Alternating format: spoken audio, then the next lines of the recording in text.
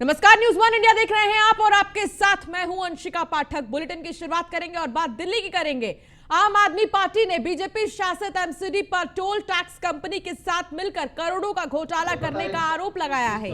आम आदमी पार्टी नेताओं का कहना है कि टोल टैक्स निगम की आय का एक बड़ा सोर्स है। जाते जाते बीजेपी उसमें भी सेंध लगा रही है। साउथ एमसीडी के नेता विपक्ष प्रेम चौहान ने आगामी स्टैंडिंग कमेटी की बैठक और आगामी हाउस में इस मुद्दे को उठाने की बात कही है। उन्होंने कहा कि हम ये प्रस्ताव पास नहीं होने देंगे।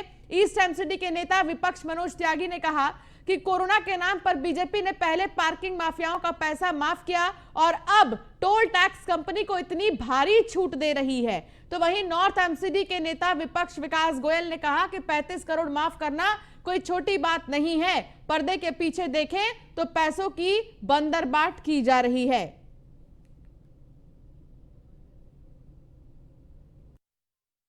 इसमें कौन कमीशन खा रहा है? भारतीय जनता पार्टी बताए। आदेश गुप्ता जी खुद एक पार्षद हैं, पूर्व में मेयर भी थे। वो उन्हें बहुत अच्छे से पता है इसका जो सिस्टम है, जो इसकी तिकड़म है।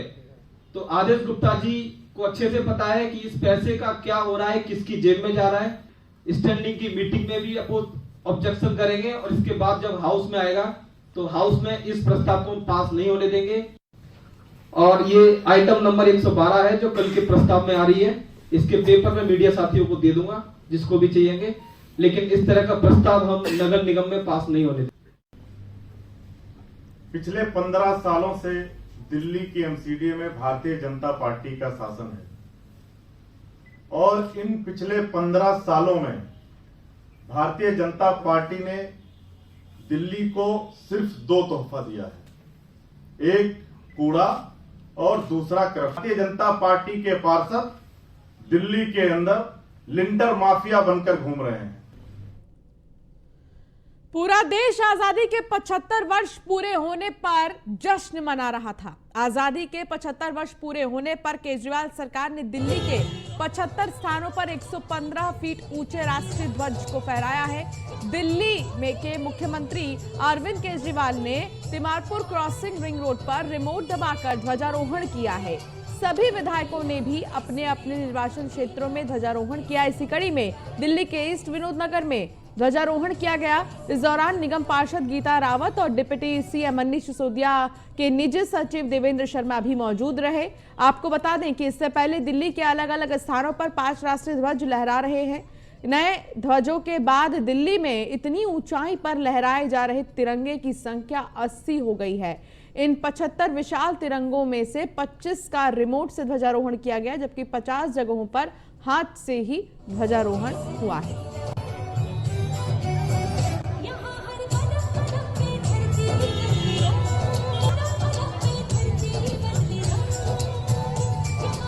आज दिल्ली के मुख्यमंत्री श्री अरविंद केजरीवाल जी ने दिल्ली में 75 जगहों पर ये तिरंगा झंडा फहराया है। उसी क्रम में पटपड़गंज विधानसभा में आज 3 जगह ये तिरंगा झंडा फहराया गया। एक स्कूल ऑफ एक्सीलेंस खिचड़ीपुर, एक राजकीय सर्वोदय कन्या विद्यालय ईस्ट विनोद नगर और एक मयूर विहार फेज 2 की पॉकेट टी की मार्केट के अंदर फहराया गया।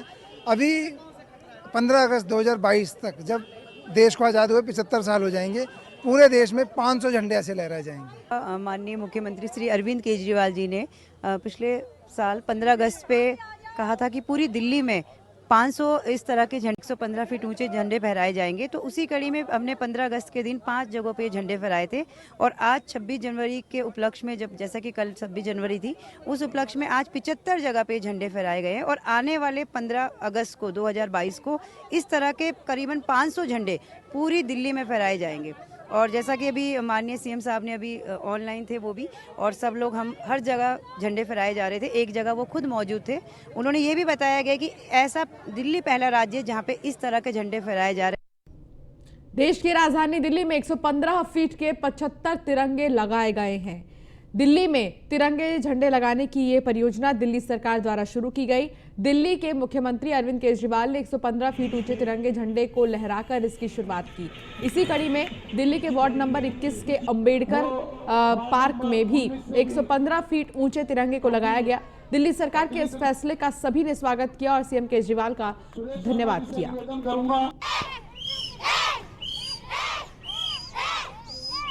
हुए होते हैं और जब युद्ध की लड़ाई थी, नौजवानों में जज्बा था। जब वो तिरंगा झंडा हाथ में लेते थे तो एक ऊर्जा उनके मन में आती थी और वो दुश्मन पर आक्रमण करते थे। ये राष्ट्रीय ध्वज एक ऊर्जा की निशानी है। जब इस देश के अंदर नौजवान सवेरे अपने कारोबार पे निकलेगा, क्षेत्र से निकलेगा और इस तिरंगे को देखेगा तो उसमें देशभक्ति का जज्बा जो पैदा होगा, ये सोच भाई अरविंद केजरीवाल जी की, जिन्होंने इस दिल्ली के अंदर इतने तिरंगे लगा करके नौजवानों में, देश के निवासियों में, भाइयों में, सब में एक देशभक्ति का जो जज्बा पैदा किया है, इसके लिए माननीय अरविंद केजरीवाल जी का धन्यवाद करते हैं। और इस अवसर पर जो खास तौर पर जहांगीरपुरी के अंदर भाई अजयेश यादव जी के द्वारा जहांगीरपुरी को ये सम्मान दिया गया है, उसके लिए हम विधायक अजयेश यादव जी दिल्ली में आने वाले एमसीडी चुनाव की सुगबुगाहट देखने को मिलने लगी है। अब नेता अपने अपने क्षेत्र में अलग अलग कार्यों का उद्घाटन करने में जुट गए हैं। इसी कड़ी में आज शालीमार बाग विधानसभा के वार्ड 62 के हैदरपुर गांव में दिल्ली प्रदेश अध्यक्ष आदेश गुप्ता ने आयुर्वेदिक डिस्पेंसरी के नवीनीकरण का उद्घाटन किया है। कार्यक्रम की शुरुआत दीप प्रज्वलित कर हुई है। कार्यक्रम के बाद आदेश गुप्ता ने मीडिया से बातचीत में कहा कि अस्पताल 50 सालों से यहाँ पर है और इसमें कार्य चल रहा है। दिल्ली सरकार के फंड नहीं देने की वजह से इसकी हालत खराब हो रही थी, लेकिन फिर भी हमारे निगम पार्षद ने इसके नवीनीकरण के लिए फंड जुटाया और आज इसका उद्घाटन हुआ है। मेरा निवेदन है महिला शक्ति में पिंकी रिक्की आज ही हैदरपुर में जो आयुर्वेदिक अस्पताल, जिसके बारे में आम आदमी पार्टी के नेताओं ने कई बार ये आरोप लगाए कि अस्पताल को बेच दिया गया है, आज हमें ये कहते हुए खुशी होती है कि इस निगम अस्पताल का पुनर्निर्माण होने जा रहा है। ये जनता के लिए, यहाँ की इलाके की जनता के लिए एक बहुत बड़ी सौगात है। जो काम केजरीवाल सरकार 7 सालों में नहीं कर पाए, हमने निगम में कम फंड होने के बावजूद भी बड़ी ईमानदारी के साथ अस्पताल हो, डिस्पेंसरी हो, स्कूल हो या कंपैक्टर हो, इस तरह के काम करके दिल्ली की जनता को बहुत सौगातें दी हैं। जनता पार्टी हर परिस्थिति से निपटने के लिए तैयार है और हमारे यहाँ पर जो कार्यकर्ता हैं वो लगातार जनता की सेवा के लिए तैयार रहते हैं। एक एक वार्ड में हमारे दसियों ऐसे कार्यकर्ता हैं जिन्होंने बड़ी परिश्रम से कोरोना काल में लोगों की सेवा की है।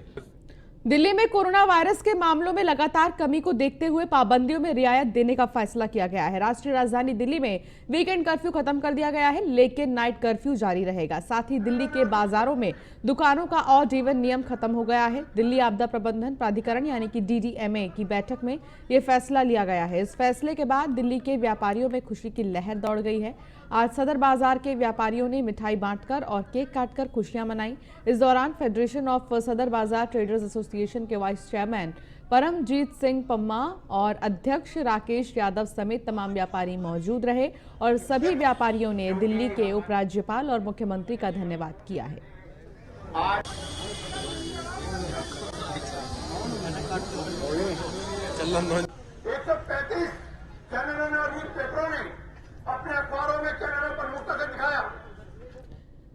लखनऊ में यूपी एसटीएफ को बड़ी कामयाबी मिली है। दरअसल लंबे समय से फरार चल रही 50,000 इनामी महिला प्रमिला बाई को एसटीएफ ने गिरफ्तार कर लिया है। बताया जा रहा है कि लालगंज बस्ती के संत लोक आश्रम रिलिजिक ट्रस्ट के महंत बाबा सच्चिदानंद पुत्र सोमेश शाह की शिष्या प्रमिला बाई यौन शोषण के मामले में 2017 से फरार चल रही थी। एसटीएफ ने आरोपी प्रमिला बाई को हरिद्वार से गिरफ्तार कर ही लिया।